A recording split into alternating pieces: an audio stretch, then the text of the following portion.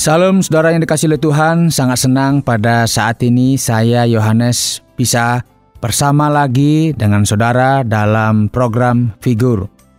Program ini secara khusus disajikan, dipersembahkan, didedikasikan bagi saudara yang sudah mengenal Kristus Yesus ataupun bagi saudara yang memang rindu mengenal Dia, untuk kita lebih memahami Dia, mengenal Dia dengan lebih baik lagi, bukan saja sebagai Sang Juru Selamat kita, tetapi mengenal bagaimana Dia bertindak ketika Dia ada di tengah-tengah dunia ini, bagaimana Dia menyelesaikan masalah, bagaimana perasaannya, bagaimana kehendaknya bagi hidup kita, dan bagaimana caranya dalam memimpin dan sebagainya. Kiranya melalui program ini, saudara semakin mengenal Dia lebih baik lagi, sehingga iman kita semakin baik, lebih bertumbuh, sehingga kita menjadi murid-murid yang sungguh-sungguh mengasihi Dia. Kiranya Tuhan memberkati kita. Selamat mendengarkan.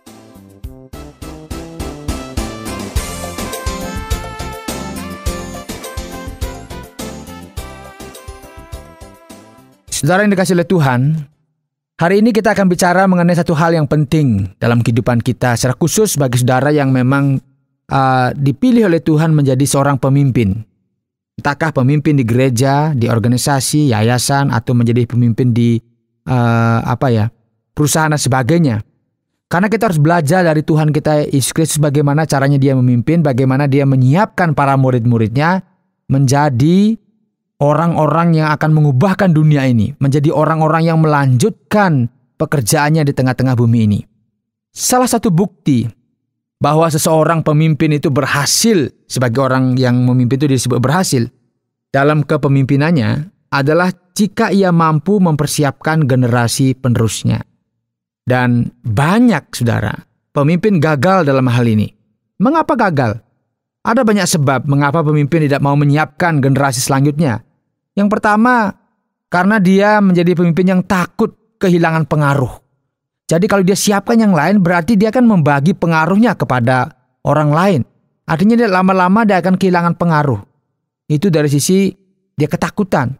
Wah, nanti kalau saya kasih orang lain, delegasikan, berarti saya akan kehilangan pengaruh saya. Sehingga dia berjuang untuk apa? Memantau, mengontrol semuanya. Dan berakibat orang-orang yang dipimpinnya tidak akan bisa mandiri, membuat orang itu bergantung sepenuhnya kepada dia, sehingga dia gagal menjadi seorang pemimpin. Kemudian sebab yang lain mengapa dia tidak bisa mau meregenerasi di tengah-tengah organisasinya. Karena seorang pemimpin tidak memiliki tujuan jangka panjang. Karena dia memiliki tujuan jangka panjang, dia merasa dia akan hidup terus, sehingga merasa dia bisa kerja sendiri, tanpa berpikir harus ada regenerasi. Sehingga dia sibuk dengan hal-hal kekinian yang saat ini melanggengkan kekuasaannya dan melupakan regenerasi. Sehingga dia menjadi pemimpin yang gagal. Kemudian, mengapa juga seorang pemimpin gagal dalam meregenerasi dalam kepemimpinannya? Karena dia seorang pemimpin yang menjadikan dirinya pusat dari seluruh gerak sebuah organisasi. Sehingga orang-orang hanya dianggap sebagai alat untuk mencapai tujuannya. Dia adalah pusat semuanya. Dia mengatur. Walaupun dia tidak kelihatan, tapi dia atur dari belakang semuanya. Dan orang-orang itu seperti wayang semuanya, ya, dimainkan oleh dia. Karena dia menjadi pusat dari seluruh organisasi. Dan dia tidak mau menyiapkan generasi selanjutnya. Dan orang-orang hanya dianggap sebagai alat untuk mencapai tujuannya. Dan juga mengapa orang-orang tidak bisa menyiapkan generasi selanjutnya? Karena dia seorang pemimpin yang kehilangan kepercayaan terhadap dirinya sendiri. Dia nggak percaya dengan dirinya sendiri. Dia penuh ketakutan, penuh kecemasan. Sehingga dia tidak mampu mempercayai orang-orang yang dipimpinnya. Ya, dia kalau tidak mempercayai dirinya sendiri, atau dia terlalu percaya dengan dirinya sendiri bisa juga. Sehingga dia tidak mampu mempercayai orang-orang yang dipimpinnya. Pada prinsipnya dia tidak percaya diri sebenarnya. Sehingga penuh ketakutan. Sehingga dia harus punya kuasa, punya kendali, sehingga dia khawatir orang-orang ini tidak loyal kepada dia, akibatnya dia tidak mau meregenerasi. Saudara yang dikasihi oleh Tuhan, itu beberapa contoh mengapa orang atau seorang pemimpin gagal dalam melakukan regenerasi. Sehingga saudara sebagai orang Kristen, saudara sebagai pemimpin di gereja, sebagai pemimpin di rumah tangga, sebagai pemimpin di perusahaan, kita harus belajar kepada pemimpin agung kita, yaitu Tuhan Yesus Kristus, Bagaimana dia mempersiapkan para murid untuk menjadi berkat bagi dunia ini. Sehingga kita melihat sekarang perubahan yang begitu luar biasa terjadi di dunia ini. Hanya dari para muridnya yang sebenarnya dari latar belakang yang biasa-biasa saja. Nah, bagaimana dia mempersiapkan? Ada banyak cara yang dilakukan oleh Yesus untuk mempersiapkan para murid. Di dalam Matius pasal 4 ayat 18 sampai dengan 22, saudara bisa lihat di Alkitab dan memperhatikan di sana. Bagaimana Yesus memilih dan memanggil para murid. Dia panggil mereka, dia pilih mereka. Artinya apa? Ada keinginan. Dia tidak membiarkan orang hanya datang saja begitu saja. Tidak, tetapi dia pilih dan panggil mereka. Ayo ikut saya. Artinya dia memiliki memang tujuan-tujuan yang memang sudah diatur, direncanakan dengan baik. Sehingga dia panggil mereka. Ayo ikut saya. Artinya apa? Ada kerinduan bahwa dia mengkaderkan orang-orang untuk melanjutkan pekerjaannya. Kan dia tahu juga. Dia tidak selamanya akan di dunia ini. Dia akan kembali lagi kepada Bapa di sorga. Dia akan kembali kepada Bapa yang mengutus dia. Sehingga dia perlu mengkaderkan para murid. Karena itu dia panggil orang-orang untuk menjadi muridnya. Kemudian di dalam Matius pasal 10 ayat yang pertama, Yesus memberikan kuasa. Jadi para murid itu tidak hanya dipanggil mereka, tetapi diberikan kuasa. Kalau dalam bahasa sekarang diberikan wewenang, ya, diberikan kuasa untuk melakukan apa? Untuk melakukan tugas pelayanan, diberikan kuasa, diberikan talenta, diberikan kemampuan. Kalau dalam bahasa kepemimpinan saat ini, dalam bahasa manajemennya, bahwa kita memberdayakan orang-orang yang kita pimpin, diberikan kuasa, diberikan wewenang. Kalau kita percaya kepada orang, berarti kita memberikan kuasa untuk dia bisa melakukan tugas-tugas itu dengan baik. Nah, ini Yesus, saudara, luar biasa. Dia menjadi pemimpin yang patut kita contoh. Dia memberikan kuasa kepada para murid-murid untuk apa? Untuk melakukan tugas pelayanan. Sehingga kalau sekarang saudara menjadi pemimpin dan memiliki kemampuan, memiliki talenta, memiliki kuasa, itu sebenarnya berasal dari Sang Pemimpin Agung kita. Dia memberikan kuasa kepada kita sebagai hamba-hamba Tuhan. Dia berikan kuasa untuk mengusir setan, untuk menyembuhkan orang sakit, ya, untuk memberkati orang. Itu kuasa diberikan oleh Tuhan kepada kita. Ini Tuhan Yesus, dia memberikan kuasa. Dalam bahasa yang kita kenal di dunia ini, bahwa seseorang diberikan wewenang, ya, wewenang diberikan. Polisi, saudara, polisi dia sebenarnya manusia biasa, tetapi ketika dia diberikan wewenang oleh negara, dia memiliki kuasa, sehingga dia bisa menangkap orang, ya, dia bisa menilang saudara kalau saudara salah di jalan dan sebagainya. Karena apa? Diberikan kuasa. Inilah Tuhan Yesus Kristus, Sang Pemimpin Agung kita. Bagaimana caranya dia memimpin? Bagaimana caranya dia mempersiapkan generasi selanjutnya? Dia pilih mereka, dia panggil mereka, dan mereka diberikan kuasa. Jadi tidak hanya dipanggil, ayo ikut saya, ditonton, ikut kemana-mana, ayo ikut, supaya Yesus semakin terkenal ya, punya banyak pengikut. Kemudian diatur-atur mereka, ya, dijadikan tanda petik jongos begitu ya, dijadikan anak buah. Tidak, saudara. Bahkan di satu kesempatan Yesus menyebut mereka sebagai sahabat, ya, sebagai rekan-rekannya. Kita menyebut sebagai rekan-rekan sepelayanan. Yesus memberikan kuasa. Saudara bisa lihat di dalam Matius pasal 10 ayat yang pertama. Kemudian saudara, cara lain yang Tuhan lakukan, bagaimana dia mengkaderkan para murid, ya. Dia dipanggil, diberikan kuasa. Kemudian di dalam Matius pasal 15 ayat 32 sampai 39. Itu kisah tentang bagaimana Tuhan membuat mujizat, memberi makan 5.000 orang.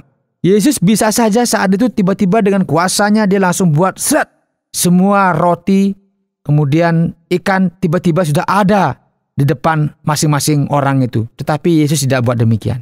Yesus melibatkan para murid dalam pelayanan. Mereka terlibat, mereka dilatih untuk melayani orang lain.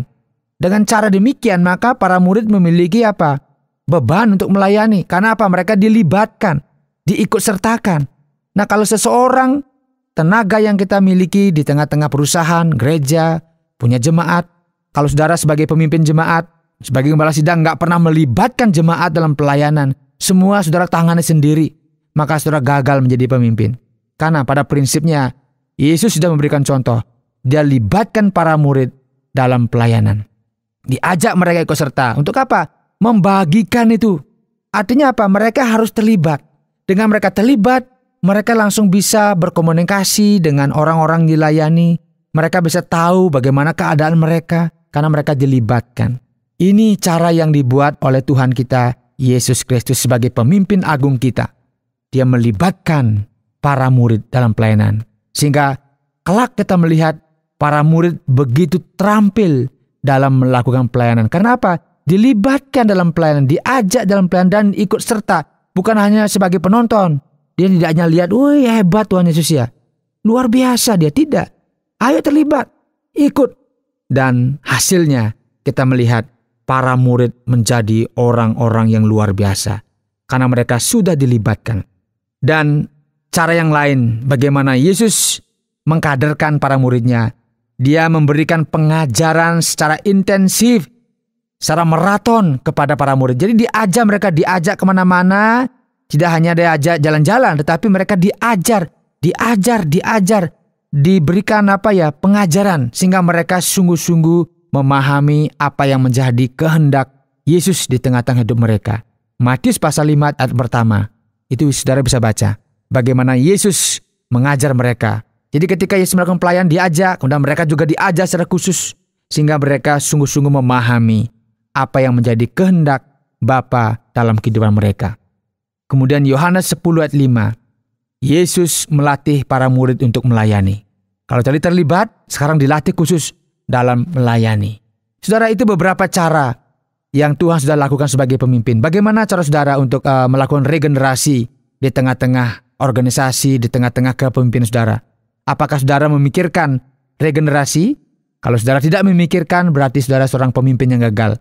Tetapi kalau saudara memikirkan, berarti saudara seorang pemimpin yang akan menjadi tokoh kelak. Karena saudara mampu meregenerasi. Sehingga organisasi akan berjalan terus, pelayanan jalan terus, karena ada orang-orang yang dilatih. Ada orang-orang yang dibekali. Ada orang-orang yang diberikan kuasa. Ada orang-orang yang dilibatkan dalam pelayanan. Sehingga mereka akan menjadi agen-agen, menjadi murid-murid yang membawa perubahan. Jadilah pemimpin yang selalu berpikir jangka panjang. Dengan cara apa? Dengan cara meregenerasi, adakan regenerasi di tengah-tengah kepemimpinan saudara. Tuhan memberkati kita. Firman-Mu taruh dalam hatiku,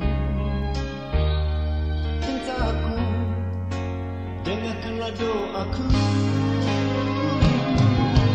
Pimpinlah tanganmu, kuatkanlah hati ini, melintasi badai yang menderu, ku berserah padamu.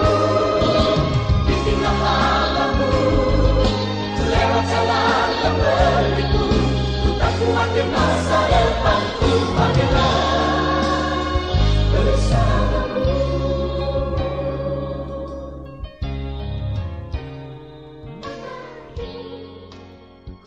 Jika saudara rindu belajar lebih dalam lagi tentang tokoh kita, yaitu Tuhan kita Yesus Kristus, silakan kirimkan surat saudara ke program Figur ke Tromol Pos 261 Batu 65302 Jawa Timur, atau melalui SMS ke 081333777386. Sampai jumpa dalam program selanjutnya.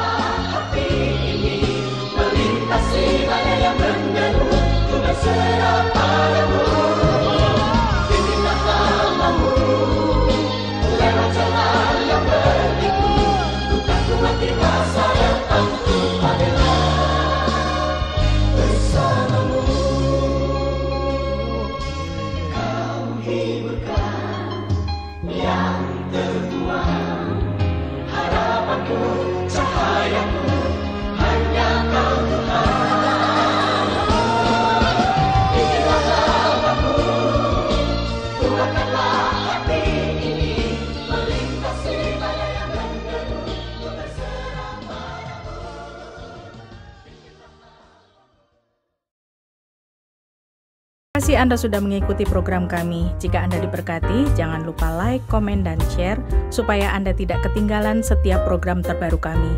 Jangan lupa juga untuk subscribe channelnya dan nyalakan loncengnya. Jika Anda ingin mendukung pelayanan kami, bisa melalui rekening kami berikut ini atau menghubungi kami di sini.